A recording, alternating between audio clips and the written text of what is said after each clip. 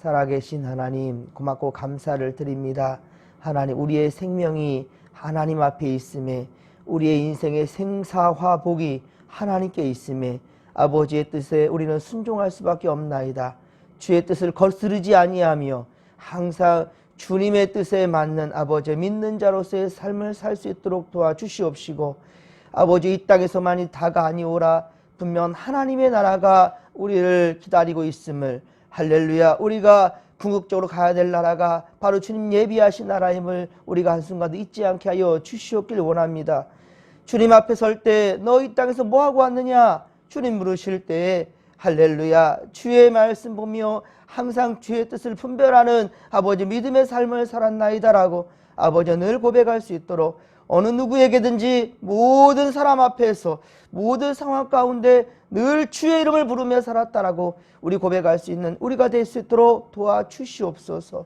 오늘도 주여 이 아침 이 새벽 우리가 먼저 주의 이름을 부르며 주께 영광 돌리며 아버지 나아가고자 하오니 주여 우리 마음과 함께하여 주시옵시고, 세상의 어떠한 악한 영들도 우리 공격하지 못하도록 또 넘어가지 아니하는 우리 될 수 있도록 주여 우리 마음 든든히 붙들어 주시옵소서.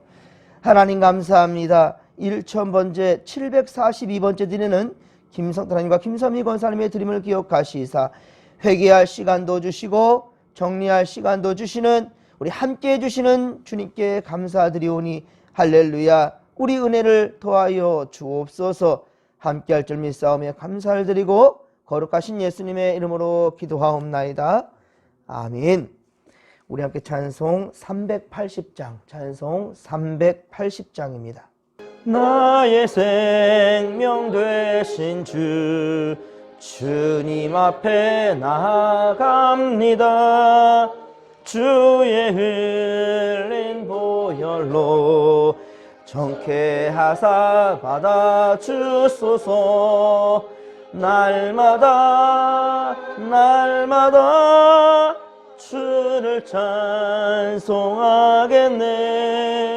주의 사랑 줄로서 나를 굳게 잡아매소서. 괴로운 세상 지낼 때 나를 인도하여 주소서. 주를 믿고 나가면 나의 길을 잃지 않겠네. 날마다 날마다 주를 찬송하겠네. 주의 사랑 줄로서 나를 굳게 잡아매소서. 세상 살아갈 때에 주를 더욱 사랑합니다. 밝고 빛난 천국에 나의 영혼 들어가겠네. 날마다 날마다 주를 찬송하겠네. 너의 사랑 줄로서 나를 굳게 잡아매소서. 아멘.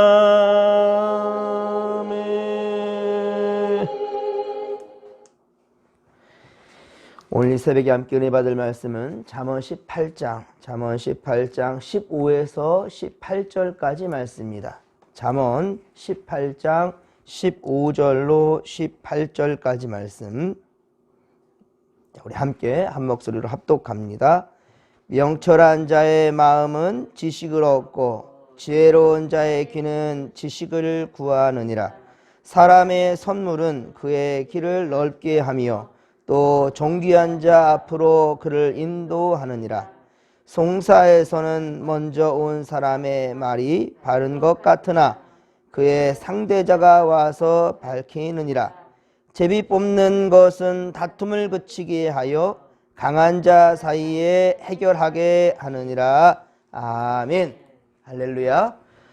오늘도 변함없는 우리 하나님께서 귀한 또한 사랑으로 우리와 함께 하시고 또 좋은 길로 인도하실 주님 우리 기대하며 믿음으로 함께 나아가십시다. 오늘 이 새벽에는 잠언 18장 15에서 18절까지 말씀으로 은혜로운 선택이라. 자, 오늘도 우리가 이 새벽부터 좋은 선택한 줄 믿습니다. 하나님 앞에서 말씀과 기도로 거룩한 길을 택하신 여러분들 참 잘하셨습니다. 주님의 이름으로 축복합니다. 예, 은혜로운 선택이란 제목으로 오늘 새벽 주의 말씀 증거하도록 하겠습니다. 오늘 15절에 보면 명철한 자의 마음은 지식을 얻고 지혜로운 자의 귀는 지식을 구한다 라고 말씀합니다. 사랑하는 성도 여러분, 우리는 참 지혜와 지식의 창고, 그렇습니다. 지혜와 지식이 바로 하나님의 말씀이에요. 자, 이 하나님의 말씀의 이 창고가 바로 성경입니다. 더욱더 성경을 가까이 하시고 예배를 귀히 여기시며 바로 말씀 듣기를 좋아하는 즐겨하는 우리 주의 백성들, 하나님의 성도들이 다 되시기를 간절히 빌고 소망합니다.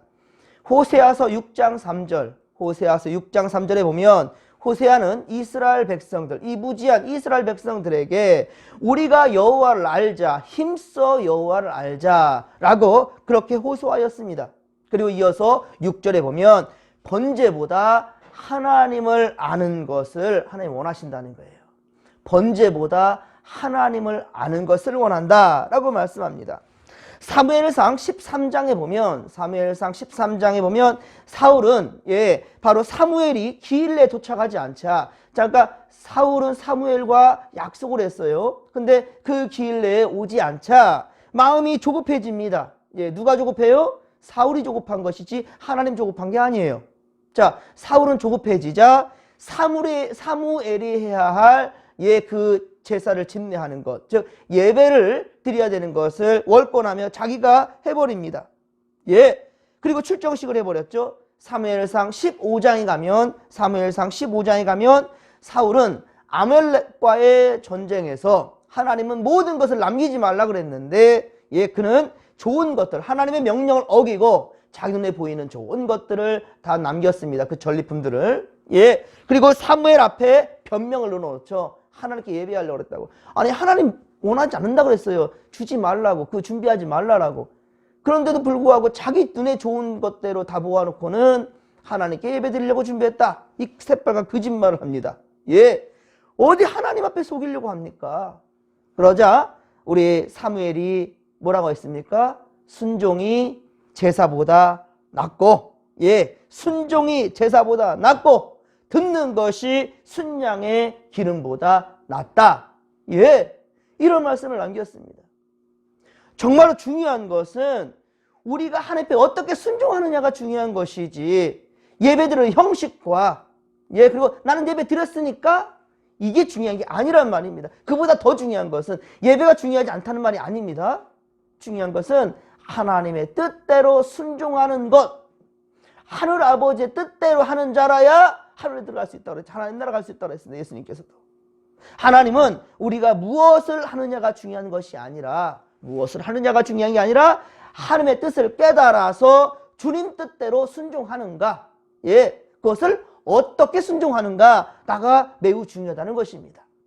그렇습니다. 우리는 하나님을 아는 지식에서 더욱더 자라나야 된다는 거예요. 하나님을 아는 그 지식에서 좀 더 자라나야 된다는 거예요. 젖먹이 신앙에서 머물러지 말고 더 나아가야 된다는 거예요. 단단한 것도 씹어 먹을 수 있도록 그렇게 매일매일 우리 믿음이 성장할 수 있기를 주님의 간절히 축원합니다. 그러면 여러분들의 영적인 지식이 이렇게 성장하려 한다면 어떻게 되겠습니까? 바로 하나님 말씀을 사모하고 예배를 귀히 여기고 말씀을 가까이 하는 자, 하나님께 가까이 나가는 자에게 분명 하나님을 닮아갈 수 있는 것이지요. 서로 사랑하는 사람도 닮지 않습니까? 여러분, 하나님을 지극히 사랑하시고 할렐루야, 삶의 우선순위에 하나님 말씀을 두는 그런 사람이라 한다면 하나님 결코 그를 저버리지 않을 것입니다. 그 생명을 생명보자기로 싸주시고 할렐루야, 하나님 나라에 이룰 수 있도록 주님과 함께 먹고 마시는 그 나라에 이룰 수 있도록 주님께서는 인도하신다는 사실을 명심하시기 바랍니다. 그리고 교만과 물질적 욕심, 그리고 명예심, 이러한 것들이 바로 우리를 병들게 하는 것입니다. 이러한 세상 것들을 우리 그러하게 버리고 하나님의 지혜와 지식을 사모하면서 지식의 창고인 바로 성경을 날마다 읽으면서 날마다 읽고 묵상하는 그런 성도들이 되기를 간절히 빌고 소망합니다. 16절에 보면 선물이다, 선물. 자, 16절에 보면 선물. 이 선물이란 사랑과 관심의 표시이죠. 존경과 감사의 마음이 담겨 있는 것이 바로 선물입니다. 선물은 남을 대접하는 것이며 좋은 사람들만이 할 수 있는 거예요. 그래서 성경은 남을 대접하라, 남을 대접하라 라고 교훈하고 있는 겁니다. 사도 바울은 로마서 12장 13절에 성도들의 쓸 것을 공급하며 손 대접하기를 힘쓰라, 손 대접하기를 힘쓰라 라고 말씀합니다. 성도의 쓸 것을 공급하며 손 대접하기를 힘쓰는 이것은 바로 성도의 본분이라는 거예요. 그래서 잠언서 19장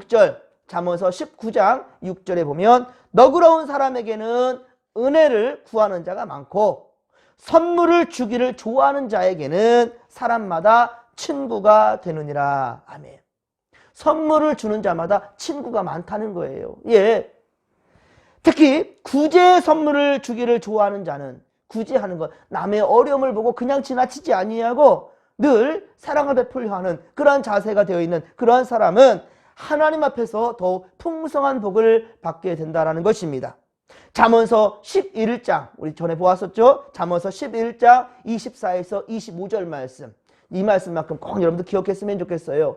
구제에 대해서, 선물하는 사람에 대해서 어떠한 마음과 자세가 필요한지 잠언 11장 24에서 25절에 보면 흩어 구제하여도 더욱 부하게 되는 일이 있나니 과도히 아껴도 가난하게 될 뿐이니라.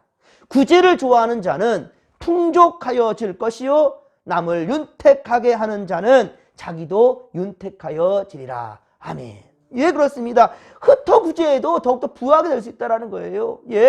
남에게 나누는 것. 그래서 사랑은 참으로 버리는 것. 나눈다는 표현도 안 하고 그 찬양 보면은 그렇죠. 사랑은 참으로 버린대요. 버린다는 표현은 다시금 주워 담지 않겠다라는 말이잖아요. 쓰레기 버리듯이 버리겠다라는 거예요. 한번 줬다면 다시 받을 생각하지 말라는 거예요. 주의 이름으로 주의 사랑으로 나눴다 한다면 다시 받을 생각하지 말라는 거예요. 그런데 다시 받을 생각 안 해도요, 하나님은요 그런 사람을 더 눈여겨보시고 몇 곱절로 갚아주신다는 사실을 믿으시기 바랍니다. 이게 바로 하나님의 법칙이에요. 그렇습니다. 예수님도 내 구제함을 은밀하게 하라, 은밀한 중에 계시는 아버지께서 갚으시리라. 할렐루야. 주님 말씀하시잖아요.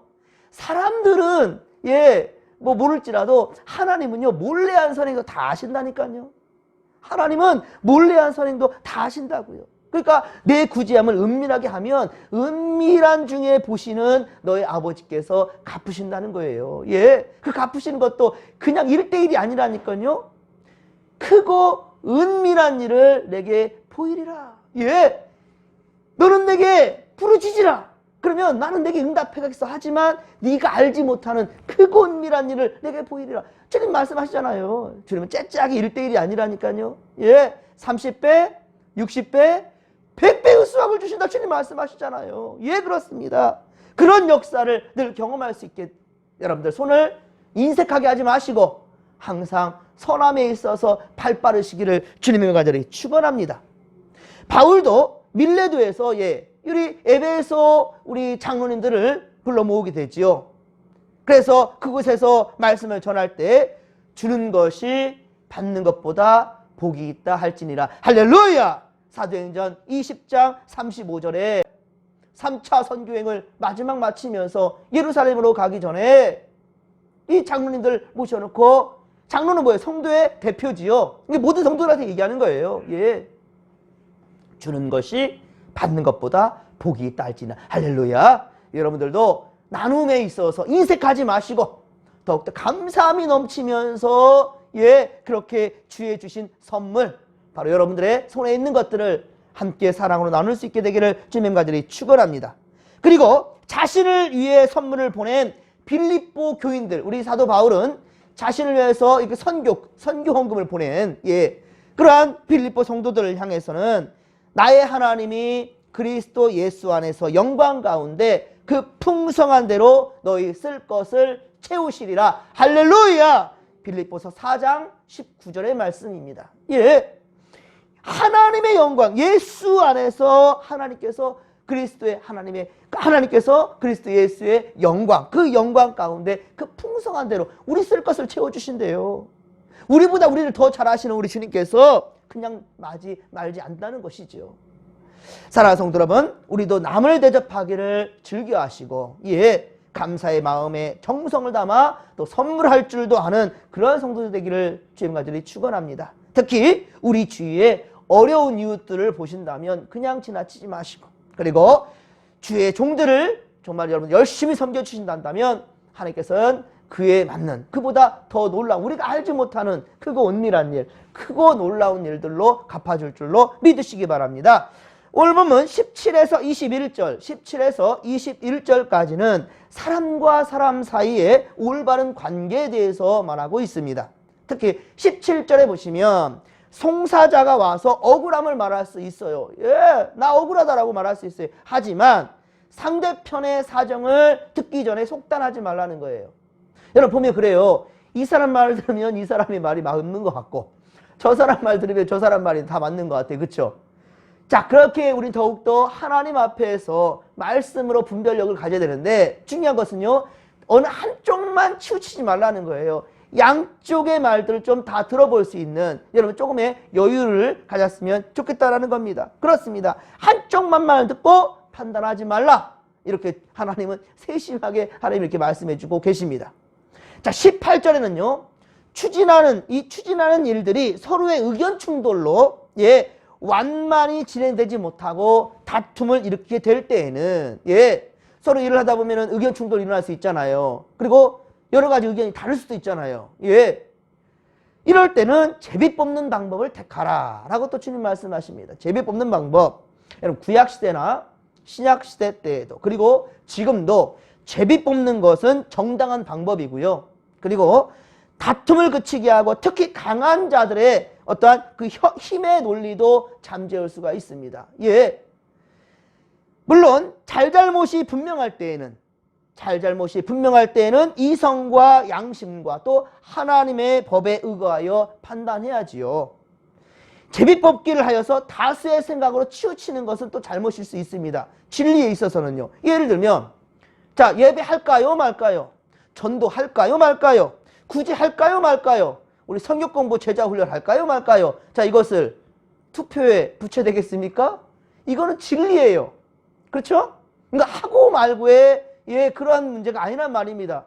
예배 드릴까요 말까요? 이건 말이 안 되는 거예요. 예, 그렇습니다. 또한 우리 신앙생활 속에서 술과 담배, 또 우상숭배 등, 또 뭐 동성연애 같은 거랄지 여러 가지 또 문제들도 있습니다. 이 진리에 또한, 예, 위배되는 이런 모습들, 이런 것들도 마찬가지란 말입니다. 이거는 제비 뽑고 말고가 중요한 게 아니라고요. 이건 진리에 있어서는 우리가 절대 타협해서는 안 되는 거죠.